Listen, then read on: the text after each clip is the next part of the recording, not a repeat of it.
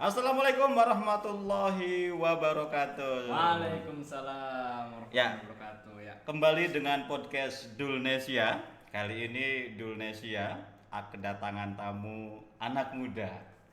Namanya Fahrul Misbahuddin. Halo Mas Dul. Halo, terima kasih Arul sudah datang di Ya. studio podcast Indonesia. Apa kabar hari ini? Alhamdulillah baik Mas Dul. Bagaimana puasanya sudah batal berapa hari? Arul? Kalau saya masih aman Mas Dul. Masih aman. Kamu kok bilang masih amannya sambil lihat saya? Saya lagi nggak pegang kopi sama rokok, Rul. Jadi insya Allah aman. Aman juga ya Mas. Insya Allah. Nanti ini akan datang penggoda soalnya ini. Karena nggak apa-apa Mas.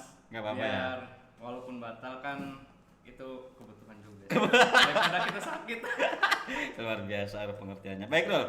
Saya ingin berbagi, ingin mengupas tentang kamu.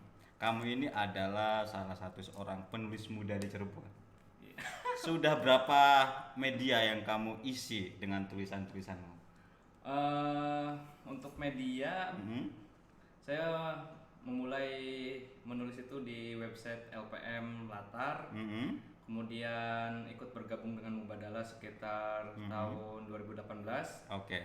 Kemudian pasca kuliah kemarin, saya kebetulan Mas dulu nih dapat job di Jakarta ceritanya. Istimewa. Jadi sudah pernah ke Jakarta ya? Iya.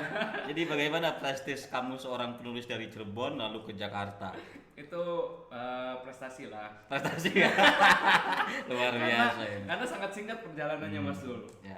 Oke. Terus selesai langsung ke Jakarta. Wah, itu lumayan. Saya tahu Arul perkembangan dari semester karena kebetulan saya dan Arul satu alma mater Iya, ya. di Itu ISIP, di ISIP Institut Studi Islam kan lupa Fahmina. kan.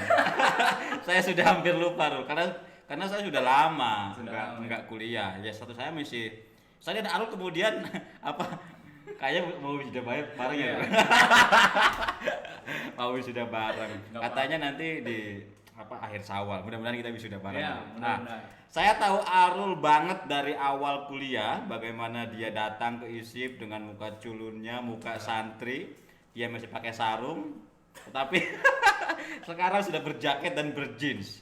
Artinya ISIP berhasil merubah pikiran santri menjadi santri moderat. Iya, betul. Santri yang berpikirnya progresif, tidak lagi tekstualis. Nah, bicara soal dunia tulis menulis, dunia opini ya. Kalau kita tulis menulis ini, apa yang kamu terasa bahagia dengan dunia tulis menulis ini?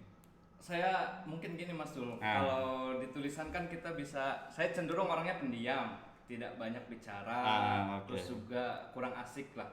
Tapi dengan melalui tulisan saya bisa berkembang dengan mengeluarkan segala pikiran, Emosi, gitu emosi melalui tulisan itu yang membuat saya bahagia. Karena saya bisa mengeluarkan ide-ide saya melalui tulisan. Dan itu juga menjadi langkah lah untuk saya bisa bercurhat karena saya ya cenderung pendiam sih. Asik juga. Ini berbedanya mahasiswa ISIP ini, semua orang salah jurusan di ISIP. Arul ini kamu jurusannya apa Rul? Saya jurusan ekonomi syariah. Wah, sama ya. Lalu kamu sekarang profesi sebagai seorang penulis. Iya. Saya ekonomi syariah di ISIP juga profesi sebagai seorang broadcasting ya. Nah, itu gimana Mas Dul ceritanya? Kok bisa Nggak sampai tahu. ke sana? Emang ini barokahnya ISIP. Oh, barokahnya ya. Ini barokahnya ISIP, ini barokahnya Fahmina, barokahnya Ki Husein, barokahnya Kang Fakih, dan barokahnya Kang Marzuki Wahid. Ini barokah. Yang namanya barokah seperti ini. Keluar dari jalurnya atau gua Iya, barokah itu ya khairun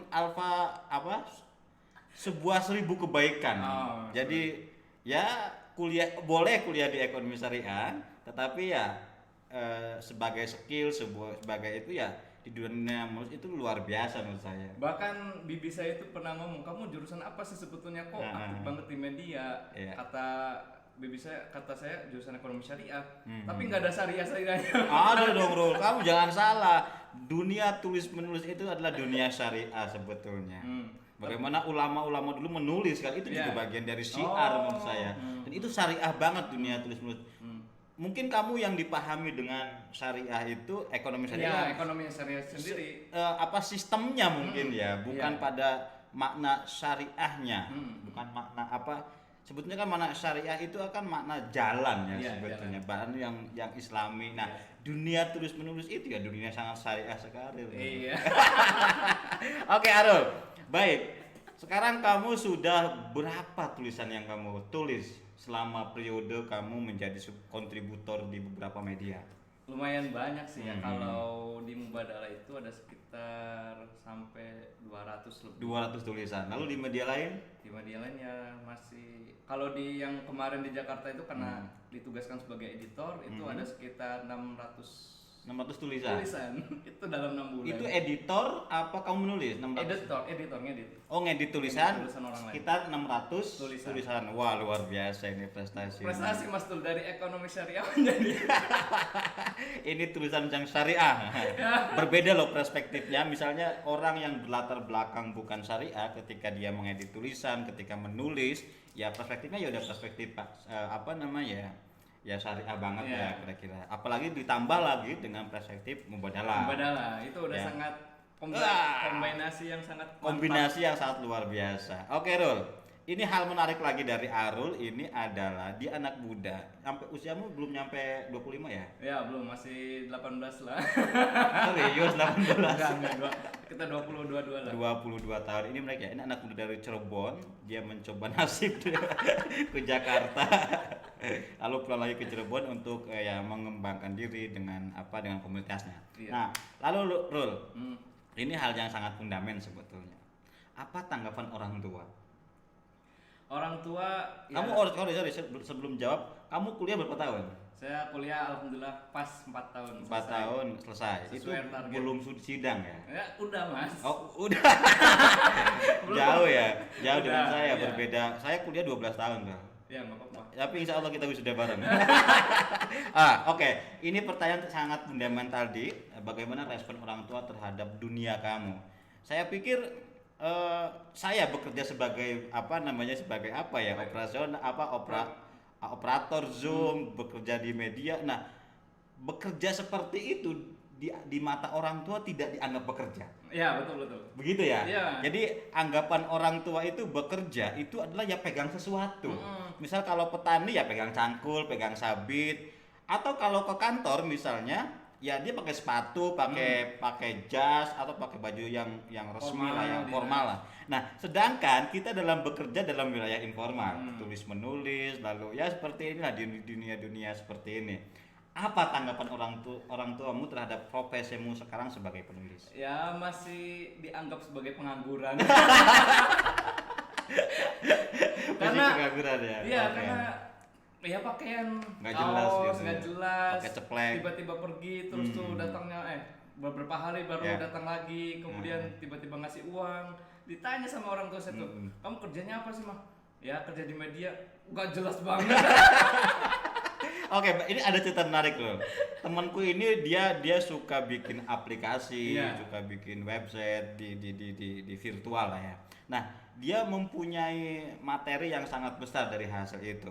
Nah, tiba-tiba dia di lingkungannya itu dianggap dia memuja sesuatu. Ya. Dianggap punya tuyul karena dia nggak kelihatan bekerja. Nah, betul itu, Mas. Kelihatannya ya pengangguran.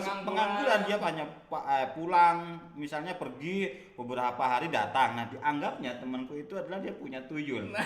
Karena dalam tempo beberapa singkat dia bekerja membuat aplikasi, membuat website, itu sangat luar biasa penghasilannya, income-nya. Berbeda dengan orang yang kelihatannya bekerja di desa, maksud saya. Perspektif orang tua ya hanya segitu-gitu aja. Nah, itu ributnya luar biasa. Jadi fitnah. Jadi fitnah, betul Mas. Nah, baik. Terima kasih teman-teman. Oke, Sul, ada yang sampaikan? Kalau Mas Tul bagaimana tanggapan orang tuanya? Sama ya. Bahkan dia bilang, kamu kerja apa sih, kayak kerja kok santai banget di rumah di depan komputer. Ya orang tuaku berasumsi bahwa bekerja kalau misalnya di tani, di sawah ya bawa cangkul, bawa sabit gitu ya, yang bertenaga lah kira-kira. Nah, saya sedangkan sekarang bekerja di ranah visual, di ranah belakang layar gitu. Ibuku bingung melihat itu. Kamu dapat uang dari jangan-jangan bersekongkol dengan temannya tadi. Iya bener. Oke, Rul, ada pesan untuk teman-teman untuk apa? Yuk kita menuliskan kebaikan lewat tulisan gitu. Gimana tuh? Mungkin pesan saya ya kita sampaikan lah. Jejak digital itu memang jejak yang sangat luar biasa ya. Dan pasti akan bersejarah. Apalagi kita di digital itu melalui tulisan. Itu akan pasti akan dibaca oleh kapanpun kapanpun dan anak cucu kita. Terutama waktu dulu banget tulisan saya sekarang jadi lumayan viral yang Buya Husein itu yang PKS itu lumayan viral. Itu kan padahal dulu tapi sekarang masih relevan, bisa dibaca ya. Dan sangat banyak dibaca. Mungkin itu sih maksud tetap menulis karena itu merupakan kita akan mencetak sejarah bahwa kita akan dibaca lagi oleh sejarah di masa depan. Thank you Arul. Terima kasih sudah datang ke studio podcast Dunesia. Teman-teman, mungkin dari saya adalah ingin menyampaikan bahwa dunia tulis menulis ini adalah dunia yang sangat langka mungkin. Karena dia bekerja dengan kata-kata dan semua orang bisa akses. Artinya kata sebuah kata-kata misalnya jika kamu ingin abadi maka menulislah. Betul. Ya dari saya Dunesia, podcast Dunesia. Terima kasih Arul, sampai ketemu di mudah-mudahan kita bisa ngobrol lagi ya. Dengan kontributor lain.